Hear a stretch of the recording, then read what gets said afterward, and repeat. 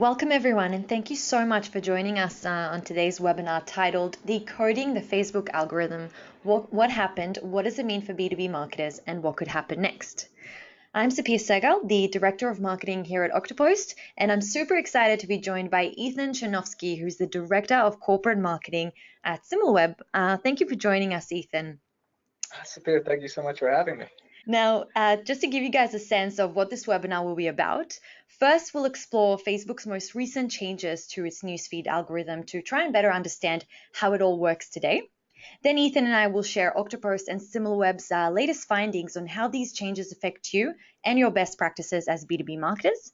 And next, we'll offer some of our future predictions on what could happen next, along with actionable advice to try and help you guys win back your Facebook reach and engagement. And finally, of course, we'll end with a Q&A session. And if you do have any questions, feel free to submit them on the right-hand side of your screen inside the GoToWebinar, and we'll make sure to address them at the end of the session. And just quickly before we get started, I want to run a quick poll. And just to try and better understand, what's your current attitude towards Facebook as a B2B marketing channel? Do you think that it's dead in terms of organic reach? Perhaps you think it's an up-and-coming network. Do you think it's good for brand awareness and not lead generation? Maybe you think it's only good if you pay for ads, or if it's not relevant to you because you're not a B2B marketer, then feel free to select that option. So I'm just going to close the poll, and let's share those answers. So I guess that's quite interesting. We see that the majority of our listeners today have selected option number 3, which is Facebook is good for brand awareness, not lead generation. And also we're seeing that a big majority is thinking that Facebook is only good if you're paying for ads. And I guess that option is, I kind of expected that one, because as we're seeing that organic reach is dropping, a lot of people are thinking that they need to now kind of shift to the pay to play model. What are your thoughts, Ethan? So, I mean, I think I'd have a bit of a combination there. The Facebook is good for brand awareness, not lead gen for the moment. I think it's an effective tool for that. But I mean, interestingly, there's a part of me that thinks the Facebook is an up and coming network. As strange as that sounds, that's very interesting for reasons we'll get into later, just because of the expansiveness of what that ecosystem looks like. Yeah, completely agree. All right, so let's move on. And I want to start by sharing a recent personal experience of mine. So I recently had the pleasure of meeting Kip Bodnar, who's HubSpot CMO, and he gave a meetup here in Tel Aviv about the future of engagement marketing and the role of marketers in society today. And when he described the role of marketers today, he said, and he actually used these exact words, marketers have a tendency to fuck things up greatly. And to be honest, at first I was pretty shocked, because that's a very bold statement to make. But then I thought to myself, you know what, this guy's right. Just take email as an example. So email used to be this great utility that made our lives so much easier since the inception of direct mail. But now it's kind of like email is used as another spam tool. And email in a way can be very laborious, and no one has the patience of reading through long, tedious emails. And to be honest, when I thought about it, and as Kip suggests, it's all because marketers have taken email to the extreme. They've abused the channel, this great marketing channel, for one-way communication. Now, if you take Kip's way of thinking, I personally thought that it was very relevant. His whole perception of email marketing can easily be applied to Facebook and perhaps to all social channels. So if you think about the first time that you opened your Facebook account, so I remember I first signed up in 2009, maybe for you it was earlier than that, and I think it was just a whole different world out there. I mean, it had its flaws visually, but it was truly about connecting between friends and family members. Now, if you fast forward to today in 2018, and I'm sure you can all agree that Facebook feeds are just crowded with ads and posts from publishers and marketers. And for some companies, I think that Facebook has become a supplement to their own website. And in a way, they feel this need to publish all of their content without properly planning their promotional strategy. Now, in comes January 2018, and Facebook finally decided to do something about the way it organizes content in our newsfeed, and to try and better determine what to show us at the top of the newsfeed, and even weed out content that it deems as less relevant and less interesting for us.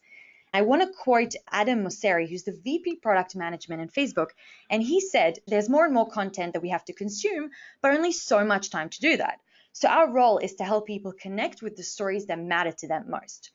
And essentially what Adam here is saying is that Facebook is trying to redesign a friendly and more user-centric platform, which in a way shifts its focus from measuring how much time people spend on Facebook and how much time they're spending on just consuming content to how people genuinely communicate with others and how they build these conversations and relationships on Facebook.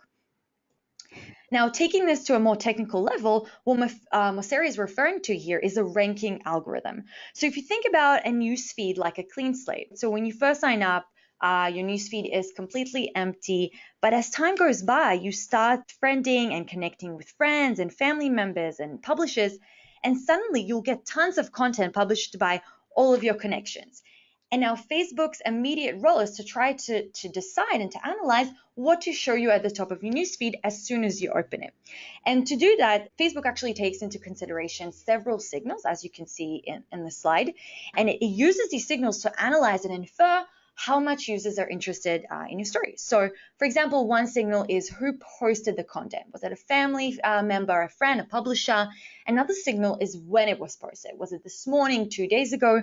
Just because something was posted this morning, as you know, it doesn't necessarily mean that it's going to be at the top of your newsfeed. Another signal is the type of content itself. So is it an image, video, text only? What's the format? And most importantly, Facebook looks at interactions with the post. So how your audience is actually engaging with the content. Are they liking? Are they sharing? Commenting, reacting? And essentially, this is the most important signal that we're also going to discuss in more detail further on. Now, based on these signals, Facebook gives a relevancy score to determine how likely you are to care about a story and genuinely be interested in it. So here are some examples that I just took from my feed this morning. There is, as you can see, a photo on the left from my best friend who just got engaged, a dog video shared by my aunt, and then there's a sponsored post by some brand that I didn't even know I followed. Now, what Facebook will do is it orders these stories, these content stories, based on how relevant it thinks they are for me. And the minute I start engaging with them, the higher it's going to rank in my newsfeed. And this is an ongoing algorithm just constantly calculating and analyzing what to show me every time I refresh my feed. Now, as I said earlier, sometimes it's really not about your relationship with the person or with the company. It's really what Facebook most cares about is the level of interaction with that content and how much it inspires this so-called back and forth communication.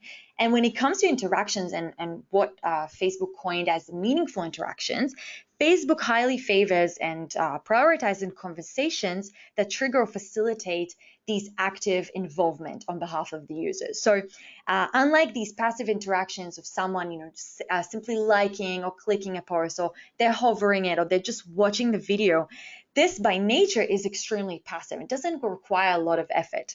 But when we look at active participation like comments, reactions, sharing content via Messenger or the group, or when you're replying to multiple comments, or when you're engaging with a brand post shared by a friend, this Facebook considers a lot more meaningful, and therefore it prioritizes it and will show it higher on the newsfeed. It will give it a much higher score. That's kind of a general overview of how the Facebook algorithm works. But I think the real question that Ethan and I were really curious to answer is what do all of these changes mean for B2B marketers? How has it affected your reach and engagement and content strategy? And I want to kind of pass the torch now to Ethan, who's going to share with us some great insights from the SimilarWeb platform and the data that he's gathered. So Ethan, on to you. So thanks so much, Sapir. So I think the first thing we always do at SimilarWeb is we want to understand the wider trend and see what's happening with any digital entity. And the first thing you notice whenever you're looking at Facebook, especially in the last few years, is that there is this general downward trend. And what you're seeing in front of you is traffic to Facebook on desktop and mobile web from January 2017 to April of 2018. And there's two things that are really clear. One, there is a very distinct decline in traffic. And two, the mobile web, which is the light blue at the top, is a really distinct element of that downward trend. And so a lot of the discussion that's been centering around Facebook of late has been, well, why is this happening and what does it mean? And does it mean that the platform is losing value overall? And therefore, this is why the changes are happening to the platform to make it more accessible. But I think when you go those levels deeper, you see something very, very different. So the real important thing to take a look at here is that the primary source of the decline is coming from mobile web. And so there's two ways to look at this. The first is kind of that simplistic, Facebook is declining. And the second, and a far more kind of sophisticated perspective on this, is, well, what's happening on mobile that is changing kind of the way we engage with the platform? And for us, one of the things that we saw and we've seen through our data is that this isn't an issue of Facebook, the company, weakening. It's an issue of Facebook, the company, diversifying and becoming a more expansive entity that is more an ecosystem than any single platform. And so you look at something like Instagram being downloaded on nearly 50% of Android devices in the United States. Facebook Messenger or WhatsApp being the #1 messaging platform in 168 countries worldwide. And what you're seeing is the reason people aren't engaging with Facebook.com on mobile web is because they're finding a lot more of the functionality in the wider Facebook ecosystem and world of apps. And that speaks to, it's not a downward trend of the overall ecosystem, it's a changing nature of where users are being active and how they're engaging with a wider range of tools to accomplish tasks that used to be in one specific platform. That's very interesting. Thanks, Ethan. And if I had to sort of wrap up what you're saying, is that regardless of the newsfeed algorithm change, Facebook, has kind of, it's not that it's been gaining less traction as a platform, it's that it's been expanding to various other tools that Facebook now owns, and these are also gaining a lot more traction. So it's not Facebook.com, it's everything that Facebook encompasses. Now, what we want to look at now is what were Facebook's predictions in terms of the newsfeed algorithm announcement, and what did they predict for marketers, and what did they think the marketers should be seeing essentially. So these were sort of the top 4 predictions that Facebook announced.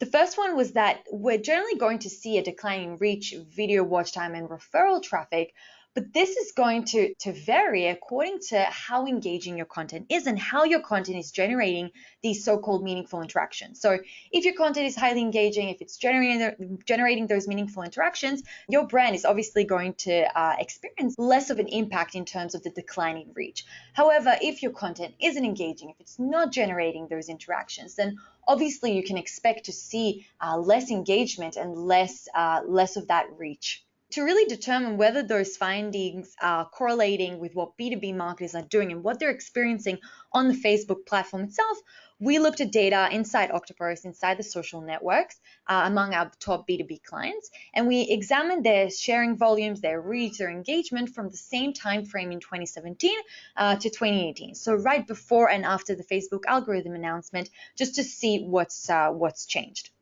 Now, the first finding that was quite foreseeable, I think, to Ethan and I, is that B2B marketers have significantly increased the amount of content published to Facebook. So on average, we saw that they published 48% more content from 2017 to 2018. So if let's say they were publishing 100 posts in a month in 2017, in 2018, they published 148 posts in the exact same period.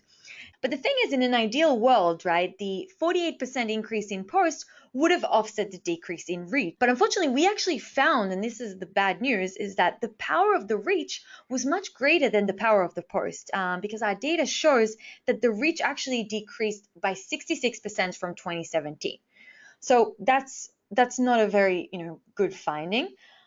And then if we look at the engagement rate and what the types of engagement that B2B marketers are experiencing on Facebook since the algorithm change, we see, and another very surprising finding is that across the board, there has been a significant decline in engagement. So shares decreased by 75%, link clicks by 26%, and likes also by 53%. And what's interesting is that contrary to our expectations, the engagement rate decreased at a much more dramatic rate than the reach. So instead of them decreasing in parallel, we see that engagement is decreasing at a much more dramatic rate. And this kind of raises the following question. So why is it that when our audience is finally exposed to our content, when the reach is no longer an issue and they're seeing our content, why is it that they're suddenly less engaged with it?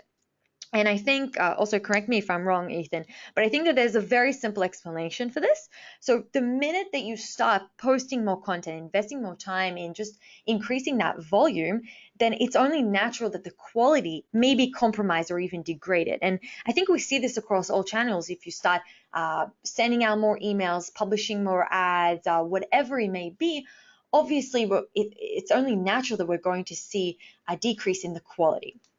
So, I mean, I think it comes back to what you were mentioning earlier with email as a channel. And I think as marketers, we have to realize that every one of the channels we're operating within has changing dynamics. And so with Facebook or with email, there's been this desire to maybe increase the velocity at which we're producing content and distributing it, but it's not going to help. And so I think always returning to that core element of what am I trying to gain out of the platform? What are my goals for each post? And to make sure that it's not just trying to overcompensate by increasing the number of posts, but really focusing on the fundamentals of how do I make sure each thing accomplishes what I want it to do, and then adjust the strategy and balance accordingly, as opposed to trying to kind of force the issue with just increasing the number of posts that you're putting out. Right, I agree. I think it's about growing that level of sophistication with your content, and it's not just about focusing on what makes content popular or attention grabbing or viral worthy, but about what makes your content personal and conversation worthy and generating those really meaningful engagement. Moving forward, looking at the data that we've just examined and having experimented with different types of content on Facebook, we're now going to try and offer some predictions on what we think could happen next, how B2B marketers can try and adjust their Facebook strategy to really stay effective. So, Ethan, I believe that the question on everyone's minds today, right now, is will Facebook die? Is it even going to be relevant for us to continue investing our content resources and our manpower on this channel? So I think this was the kind of the question that's been going on in the minds of many companies for a long time. And you think of something like the publishing space with companies like Mashable, which made a very notable pivot to video and really put all their eggs in the Facebook basket. And then by doing so, watch their valuation plummet from $250 million to a $50 million exit. And so fire sale, more aptly put. And so the first thing you always want to check is this channel even worth investing as?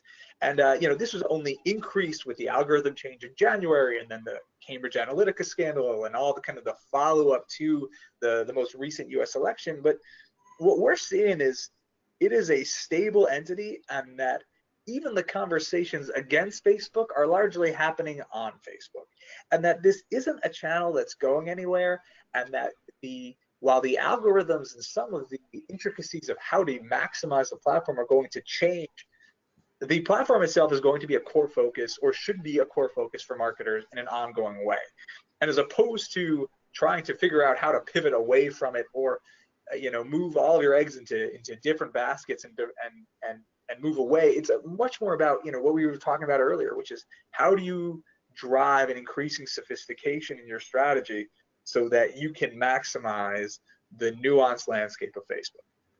Yeah, I completely agree, and it's interesting you say. And if I have to kind of summarize in a few words, the answer, guys, is no. Facebook is not dying. It's here to stay, at least in the near future. And now that we've established that, Ethan, I want to ask you, what advice would you give B2B marketers who are really looking now to prioritize engagement with content on Facebook? And I know SimilarWeb has been doing some great stuff with video on Facebook. Is that working? Would you recommend for B2B marketers now to shift their focus to videos? And would it be videos or live videos? What's your advice on this? For us, we put a heavy emphasis on video in the last 6 months. And I think, look, there is an element, we are in a period where, at least for the short term, Facebook is not going to be the most effective channel for lead generation. But that doesn't mean you're not getting value there. So we find that our video can do a lot in terms of, just establishing our brand and giving more touch points, in terms of helping our HR efforts, in terms of boosting kind of internal feeling about the company and making sure that, even the people who are within our networks are seeing what we're doing. And so, yes, we're continuing very much, full steam ahead on the platform. We are just changing the things that we expect to see from Facebook and adjusting our expectations accordingly. Yeah. And I also just want to add regarding videos, I think that a lot of times we're seeing a lot of buzz around video marketing, and a lot of marketers think that video is almost like this magic bullet, and that it's going to solve all the challenges. But I think it's just like any type of content. It's not about creating video for the sake of creating video. Otherwise, Facebook is just going to treat it like any other post. It really needs to be meaningful in order to be prioritized. And as you can see, guys, I've shared an example from HubSpot that I think personally does a great job with all content marketing, but also with video marketing on Facebook. And they're a good example here for two main reasons. First, their content, their video content is always very seasonal, very topical, and they also localize it. So people really want to talk about it, and it encourages back and forth communication. And secondly, they always post it natively to Facebook. And as we know, Facebook doesn't want people to leave its platform. So directing your audience to other sites back to your website is not the best way to keep your audience engaged and to increase that reach on Facebook. Another way that I want to discuss about how you can approach the Facebook algorithm change is by trying to adapt your lead generation methods to the way that Facebook is directing traffic. So traditionally, B2B marketers, would post a link to from their website content to Facebook. That would obviously drive people to a web form to grow their lead database. But again, with Facebook wanting to keep the traffic on their platform, you can no longer rely on Facebook to direct traffic elsewhere. So you need to really communicate your message right away within the Facebook ecosystem. And actually, it's not that complicated. It's not as complicated as it sounds, because Facebook is constantly introducing new entry points. Some are old that are now gaining a bit more traction, that not only make it easier for your prospects to register and sign up to your content, but also for the company to garner leads.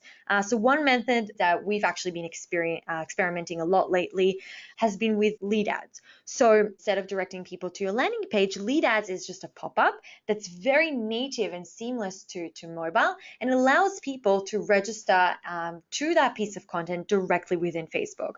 Now, what we're saying here is not that you should just now go and shift your whole model to pay to play, but if you are looking to boost your organic reach, there are other simple methods, which, Ethan, I'm going to let you elaborate on.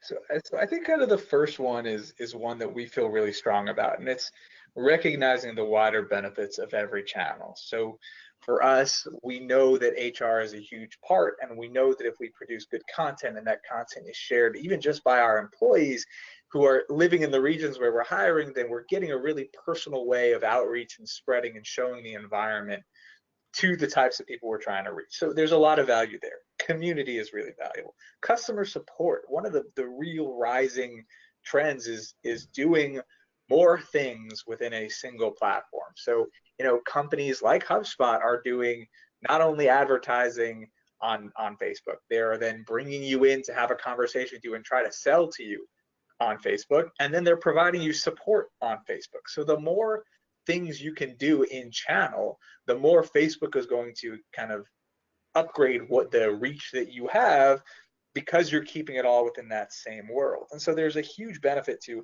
expanding the way that you view the platform and what you can do there, with one major caveat being recognizing where your segment is. So HubSpot touches very heavily on that kind of SMB to large SMB to smaller mid-sized companies as a market. And so there's still a tremendous amount of reach to be gained through that channel. Whereas if you're more on the enterprise side, it might be other channels that you need to be utilizing. But I think one of the big things, and this will lead nicely into the second point, is you can't get out of Facebook, because what happens then is you end up missing wider trends in the industry. And when Facebook kind of swings back towards providing some of the values that it might have 6 months ago, a year ago, etc.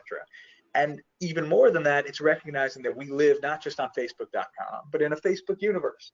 So Messenger, WhatsApp, Instagram, and Facebook all create this cohesive ecosystem that many users are living within. And the ability to understand that wider context is fundamental, because if you can create a seamless experience through all of those platforms within that one wider ecosystem, you're going to see a lot of success. And there's a lot of brands who are using, even big B2B brands, using Instagram incredibly effectively as a brand awareness tool, leveraging Messenger as a way to communicate with users and to engage in customer support, and to do that all in channel. So from our perspective, there is the brand awareness element, and that's always going to be there. But the wider we can think about Facebook, the more values we can determine how to gain, is going to be a huge step moving forward. And I think the most important element for us is, it's never something that we're going to say, hey, we just got to leave this aside. It's not a great B2B platform, because just as we might not necessarily be in the greatest peak of all time of what Facebook can do for a B2B marketing strategy, that could turn in a month, and losing that direct contact is going to be really problematic. Because one of the things we showed was, in January, Facebook announced their algorithm change. However, many of the changes have been felt 6, 9, 12 months before that. So being involved in these platforms, even if it's not your go-to channel for every element of your marketing strategy, is important, just so that you are really having your toe in the water and feeling the changes, so you're in a position to take advantage of every turn and trend upwards that may come about. Yeah, thank you. Thanks, Ethan. Those are some really great points. And I also want to add just quickly that employee advocacy, if you're really looking now to amplify your brand messaging and reach, then employee advocacy is just another way to do that. So interestingly enough, our data actually shows from Oktopost that there's been an upward trend in companies that have been deploying employee advocacy across the company to sales and marketing teams and HR teams even, and having them share the content to their personal social networks, including Facebook. And from the numbers that we pulled from Octopost, we see that this has been having a dramatically positive effect. So if we see in 2017 that content shared by advocates generated 6.75 times more engagement than the content shared from the official company profiles, in 2018 we see a 2.24% increase in the engagement rate from the audience network of advocates. So there's definitely a shift in engagement from companies to employees. And I think from our perspective at Octopost is that if Facebook is all about prioritizing engagement between people, then it might be smart to start thinking about how you can expand your audience territories to encompass employee advocacy, and to try and mobilize some employees and get them to amplify your reach by sharing that content to their personal networks. That's all the time that we have for questions today. I'd like to thank Ethan once again for joining us and for sharing all of those wonderful answers and insights directly from SimilarWeb. It's been a pleasure planning and co-hosting this webinar with you, and to our audience, thank you again. We hope that we managed to offer you guys some practical tips and insights on how you can adopt Facebook, or at least even try to make you feel slightly more optimistic about Facebook as a B2B marketing tool. Now, if you do want to hear more about Octopost's social media management or employee advocacy platform, please feel free to contact me directly. Or if you'd like to learn more about SimilarWeb's market intelligence software, you can use the email address listed on the webinar slide.